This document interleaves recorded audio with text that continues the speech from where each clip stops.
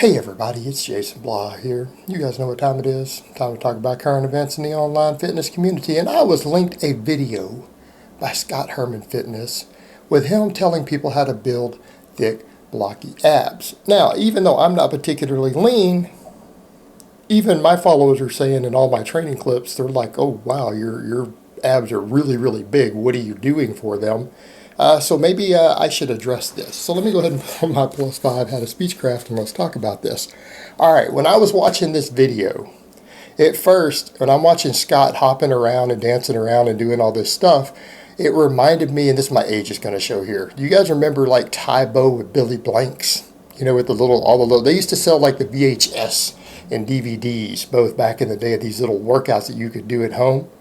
And they were the most ridiculous, useless stuff because it's not real resistance training. It's not real high-intensity cardio.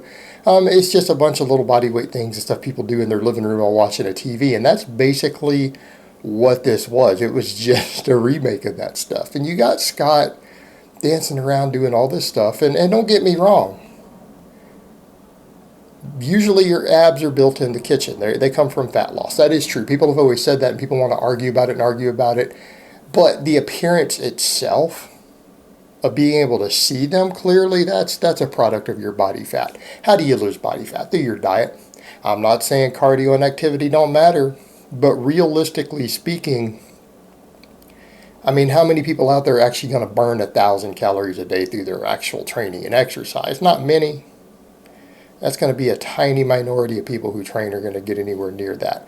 I mean, you can burn a little bit of stuff with activity, and you know, all things considered, considering he was getting up and getting sweaty and everything else and moving around and dancing around, I'm sure he probably burned more calories doing that than a lot of traditional ab work. And hey, more calorie burn in theory could equal more fat loss, but you could just, you know, cut 10% of your food out every day and it would be an even larger calorie shift than what he did dancing around up there and prancing and playing with his dumbbells. Okay. And here's what we need to talk about. Let's talk about hypertrophy. Abdominals are a muscle, right? I think most of us are aware of this. Muscles have basic laws of physiology. They have laws of adaptation. There are things that we know make muscles grow, make muscles stay the same, make muscles shrink. This isn't particularly complicated. Now, I'm speaking as someone who, again, actually has, even at not even a really low body fat, my abs are now big enough that people can see them even through my fat. And again, people are like, you got really big abs. What's going on there? It's because I train them heavy. Now, realistically speaking, does anyone out there believe that doing a 15-minute superset, like circuit training, with 7 different exercises for a muscle is the way to make a muscle grow? Any of you out there, let me ask you guys a question. If your biceps, because this one guys will understand, a lot of people watching this who might be worried about their abs, if your biceps were a lagging muscle and you knew you needed to bring them up for whatever reason, because for me, abs are performance related. I have to have big, strong abdominals. It's a requirement for my sport. It's not optional. I can't play around with it and do stupid stuff. Mine have to grow.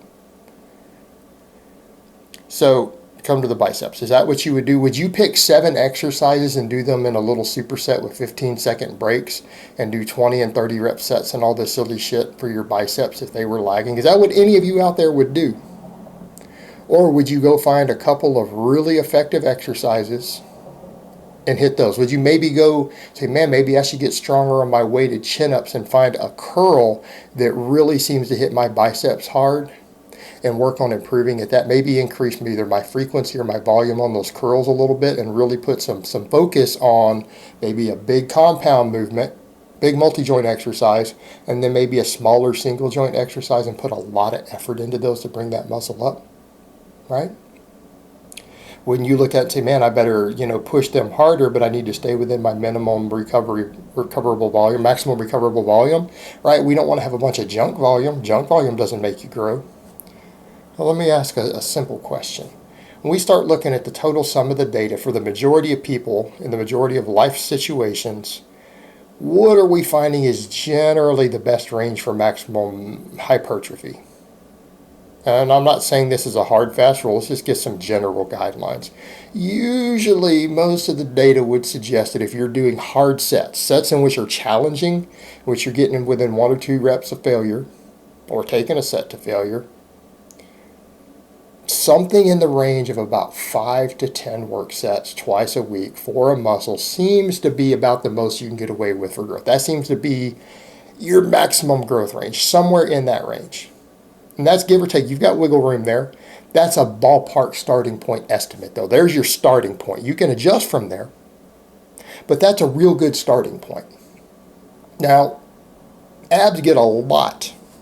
They get a lot of isometric training. If you do a lot of heavy training already, your abs are going to grow. In other words, if you do a lot of squatting and deadlifting, and I don't mean you have a squat day once a week. I'm talking about guys with like a leg day. For example, all my different squat variations, if we count speed work and stuff, I do up to 20 sets of squats a week. Now, speed work's not quite the same thing. Hip belt squats are not quite the same thing. But if we counted all that, get close to 20 sets. Count on my speed work for deadlift and my heavy pulls. Talking about what, 22 sets of deadlifts a week? It's a lot of isometric work. It's not the same as a full range of motion rep, though, is it? So what do I do for abs? This is a perfect example. I mean, and this is how simple this is. You don't need anything that complicated.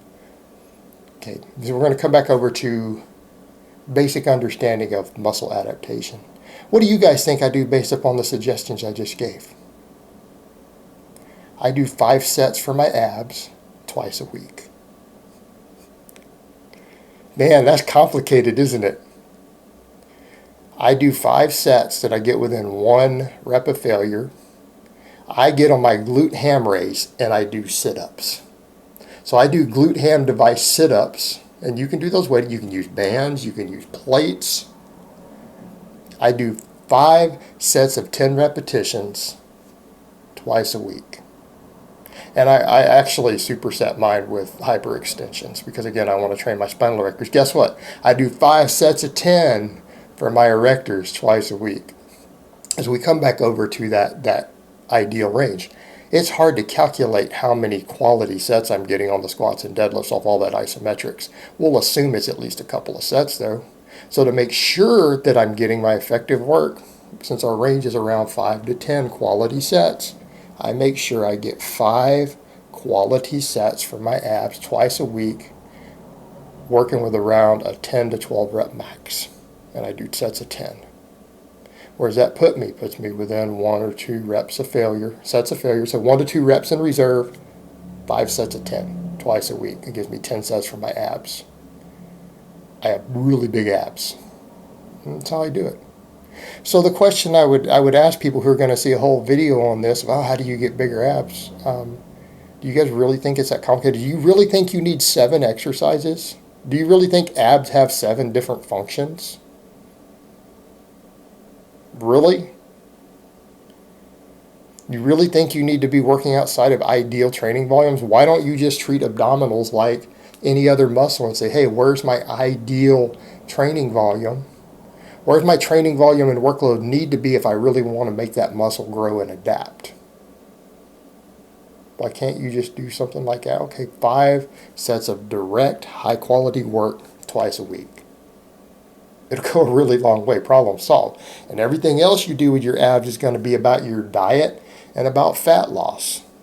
Because that's the other end of the equation. And quite frankly, skinny dudes who don't even train still have abs. There's plenty of skinny guys with visible abs. Why? Because they have almost no body fat.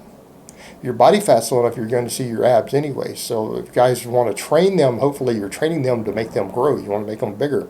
All right.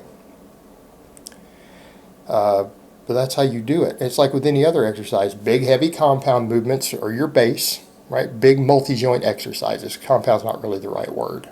Bodybuilder term. Not really correct. Multi-joint exercises, right? That's your primary training stimulus.